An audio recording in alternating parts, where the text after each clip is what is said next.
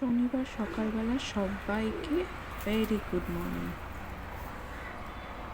চা খেয়েই নেমে পড়েছি কাজে। প্রচুর জামা কাপড় কাচা ছিল, যদিও আমি কাচবো না, মেশিন কাচবে। এখানে সেই সবই বাছাই চলছে, কোনো রং ওঠে জামা কাপড় আছে কিনা সেইগুলোই দেখছি।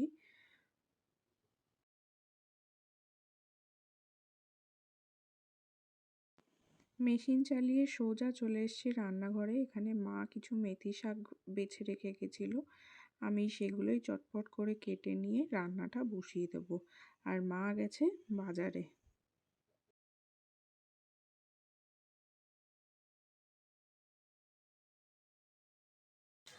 তো ঠিক হয়েছে, কিনেছিস? না, এটা ছিল তো পুরোনোটা, নষ্ট হয়ে গেছে বললি। ওইটা নষ্ট হয়ে গেছে, এইটা আরেকটা সেলফি স্টিক।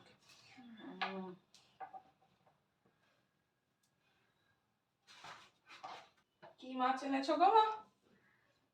3 পিস কাতলা আর পার্শে।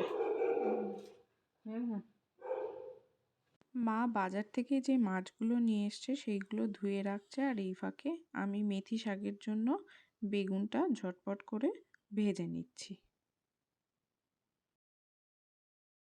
আজ একটু দই কাতলা বানাবো, তার জন্য পেঁয়াজ ভেজে রেখেছি, মাছগুলো ভেজে রেখেছি।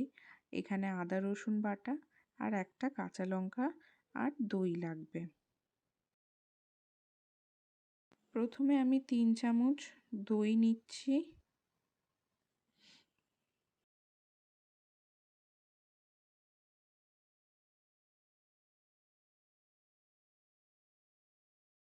তারপর পেঁয়াজ ভাজা নিচ্ছি, আর একটা লঙ্কা দিয়ে বেটে নেব। এটা বাটা হয়ে গেছে। আমি যেই তেলে মাছ ভেজেছিলাম সেই তেলেই রান্না করব। তেলটা গরম হয়ে গেছে, এবার মিক্সিতে যে বাটাটা ছিল ওটা দিয়ে দিলাম।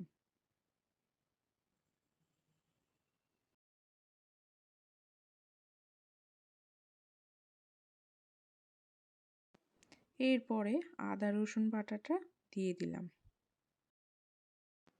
একটু ভালো করে নাড়িয়ে আন্দাজ মতন নুন দেব।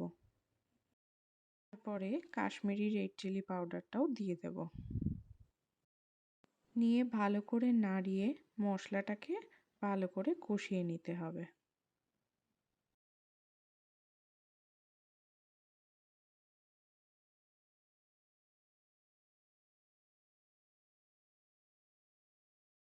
মশলাটা ভালো করে কষানো হয়ে গেছে। এরপরে আমি একটা একটা করে ভাজা মাছগুলো দিয়ে দিচ্ছি।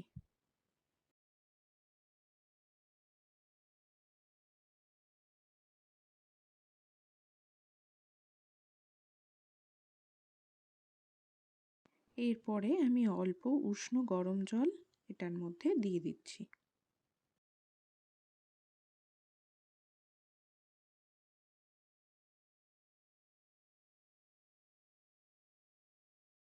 একটু নাড়াচাড়া করে এটাকে ফোটানোর জন্য রেখে দেব।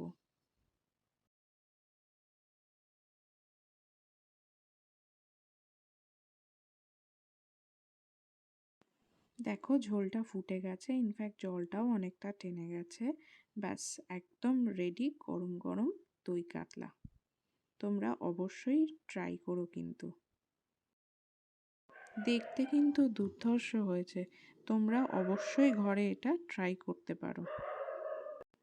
এখানে জিকো দেখো খুব লাফালাফি করছে, কারণ কি বলতো, ওর নিজের টাওয়ালটা দেখতে পেয়েছে। তার মানেই আজকে ওর চানের দিন। দেখো সোজা বাথরুমের সামনে চলে যাবে। ওই যে বাথরুমের সামনে গিয়ে ওয়েট করছে।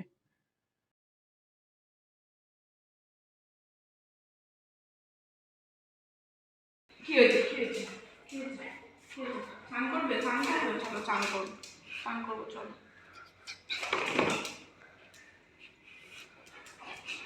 দাঁড়ারে, জলটা তো গরম হোক, জলটা তো গরম হোক রে, জলটা অনেকক্ষণ বাদে আবার এলাম। আজকে আমাদের একটা ইনভিটেশন আছে, তো আমিও রেডি হয়ে গেছি, মাও রেডি হয়ে গেছে। কেমন লাগছে অবশ্যই জানিও, আর আজকের ভিডিওটা কেমন হয়েছে সেটাও অবশ্যই কমেন্ট করে জানিও।